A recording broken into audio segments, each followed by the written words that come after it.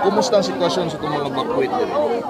So ang sitwasyon sa akong pag-question diri marag 1 week na sila kapin din kay tungod sa alarmar sila wala siguro napiktahan kini ilang mga pagpuyo sa balay pero ilang kuan ang pag-alarman lang pagkadlok kay kada gabi diri sila permit safety sila permit kada gabi pag maadlaw sila so moadto sila silang uma kay makita man nila ang pagdagan nila kung maadlaw daw pero kung gabi kanalang safety gid daw sila kay di sila kakita sa pagdagan mao na yung mga tent karon diri is niabot og 355 ka household ang napiktahan so wala na makwit ang mga sityos.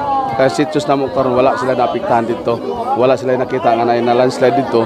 So kinirang frontline na mo kini duha ka buntod mo ilang kadlokan kay tungod sa ambot og nakuan ba ni sa Google karon na nga kuan sitwasyon kay namo gindi kay ilang nakita diha. Sa mo to na inang kuan rin naabot pa daw December pa daw ang linog. Napagidaingon nila nga maabot daw og 8 ang kakusgon sa linog. So mo na among mga tao diri nga 355 ka household na alarma gyud sila pag-ayo. So mo nang kada gabi mo na pala kablak mo na nakita naman tent gikan diri abot dito sa ibabaw kay tungod lang sa ilang pag-alarma kung magabi. Pero sa sila sugod kap. So nalampas na ni sa mga 1 week na kapin. 1 week. Oh, so kining mga trapal karon mo na ginapangayon ako ni sa LGU. Gita-releasean ko nila og 40 ka bundles. So ako na lang gisegregate kada pamilya. So pinakalan taga-dungon pikon. So ang diri tanan ng karon is dala ang barangay site diri ra ni sa proper. Wala pa ilabot ang sityos niini.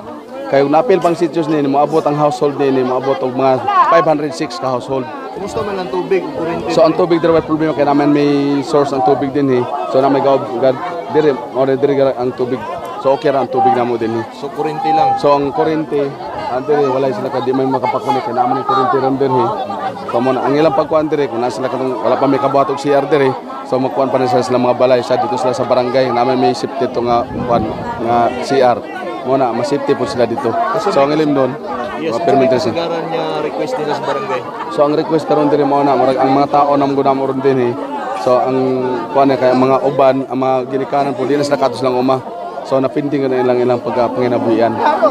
Katong sa Luzon nga Trinog Cup na mga balay na to nga damage gyud. Na-damage nun diri kamay lang mga crack na totally damage nga duha. So naabot og 59 ka household lang. Wala may nakuan. So wala nakalas nga kinabuhi. So ilang karon diya mo nang pagpalarma lang karon so maambot ang mga ulit. So kung sa kuan ka sa ubos karon kay kini maruim ko sila mo nang ko dili to busiton kay basi ang mga bata basi magsakit. Mo na ko na balakan hinon ni ari ang taga Red Cross gagapon na kita nila sa mga bata okay ra man daw sa ilaha. Kap sigbati na to kap nga mismo si Congressman dito kagas ni ani gid sa lugar noy nang hatag. So dako gyud akong pagpasalamat no kay ang LGU tabang sa kuan sa kon dinhi gani ang nauna kuan diri ang katong Amsay so na mo nakauna og hatag sa mga hinabang dinhi. Ang sunod na po ang gahapon Marino ang ikatulo ang katong Sunrise og sa ADG. So duha sila. So gahapon sila karon. So dako na kay ko ka pasalamat ka Ma'am Didi karon ko nagpakabana man siya sa nakita niya sa evacuation. Kung nakita pa rin siya mo na nabot pa rin siya siguro. Kung nasa iyo siguro niya naibalaan nga mo na ako na evacuation dungan pigong. So way siguro siya pay makauna og hato din. So mo na among mga tawo mo na dako na kinikatabang sila katungod ng sila kadto sa uma nga mo na nga ang ilang ka bisag tuod gamay pero makaon man rin pila ka adlaw. So dili na ko matuyo ang pagpasalamat na ka Ma'am Didi katungod lang sa pagpakabana tungod sa mga evacuation karon din.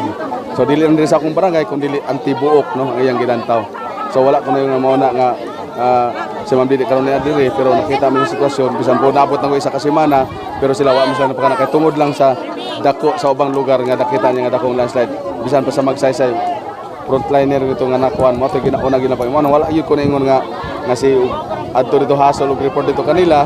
So ako nagpaabot na yung ko din Kaya ako nagpalaban ko diya sa atong MDRR mo among report nga naa sila permit kay para bala na sila mo report dito sa sitwasyon namo dito. Sa sitwasyon sa akong mga tao mga bata okay ra sila na wala mo nga na hospital sa kuan kay nalantaw po sa taga Red Cross nga okay ra sila. Pero karong nga week siguro mo ari po sila dire kay ilang i-monitor no. Ang kuan okay balo po unsa na po ilang ikatabang ko rin So ang gahapon ang Marino ato do na sa mga tambal no gipareceive mo dito ang buto pila to ka karton so gibutan namo sa health center kay para idepensa na mo na sa mga kabataan kung say magsakit so katong mga tambala ina na may nurse namo din amo lang kuan sa ilaha i-check up o na matagaan og tambal kay nung kag i-segregate na mo dito kuan ang tambal nga wala i-check up Kaya lisod kayo mapainom sa mga ginikanan, wa sila kay balo kung sa pagi. So doon na nurse sa center, amo nang ipahimutang na matambal murag pulo naka bundle karton. So dako kay nagkutabang makita siguro ning kani 350 ka household sa mga pamilya.